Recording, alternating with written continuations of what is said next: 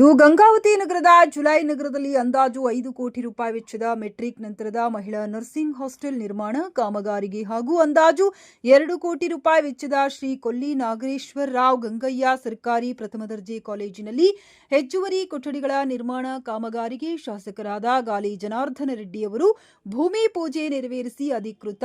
ಚಾಲನೆ ನೀಡಿದರು. ಈ ಸಂದರ್ಭದಲ್ಲಿ ಮಾಜಿ ಜಿಲ್ಲಾಧ್ಯಕ್ಷರಾದ ವಿರೂಪಾಕ್ಷಪ್ಪ ಸಿಂಗನಾಳ್, ನಗರಸಭಾ ಅಧ್ಯಕ್ಷರಾದ ಶ್ರೀಮತಿ ಹೀರಾಬಾಯಿ, ನಗರ ಮಂಡಲ ಅಧ್ಯಕ್ಷರಾದ ಚಂದ್ರು ಹಿರೂರು, ಗ್ರಾಮೀಣ ಮಂಡಳ ಅಧ್ಯಕ್ಷರಾದ ಡಿಕೆ ಆಗೋಲಿ, ಮಾಜಿ ನಗರಸಭಾ ಅಧ್ಯಕ್ಷರಾದ ಮೌಲಾ ಸಾಬ್, ನಗರಸಭಾ ಸದಸ್ಯರಾದ ಪರಶುರಾಮ್ ಮಡ್ಡರ್, ನೀಲಕಂಠ ಕಟ್ಟಿಮಣಿ, ವಾಸುದೇವ ನವಲಿ ಹಾಗೂ ಮುಖಂಡರಾದ ಮನೋಹರ್ ಗೌಡ ಹಿರೂರು, ಎಮ್ನೂರ್ ಚೌಡ್ಕಿ, ವೀರೇಶ್ ಬಲಕುಂದಿ, ಶಿವು ಆಧೋನಿ, ಸೋಮನಾಥ್, ದುರ್ಗಪ್ಪ ದಳಪತಿ, ಜಿಲಾನ್ ಪಾಷಾ, ಬಾಲಪ್ಪ, ಶ್ರೀಧರ್ ಕಲ್ಮನಿ, ಜುಬೇರ್, ಲಲಿತಮ್ಮ, ನಾರಾಯಣಪ್ಪ ಸೇರಿದಂತೆ ಅನೇಕ ನಾಯಕರು ಮತ್ತು ಕಾರ್ಯಕರ್ತರು ಉಪಸ್ಥಿತರಿದ್ದರು.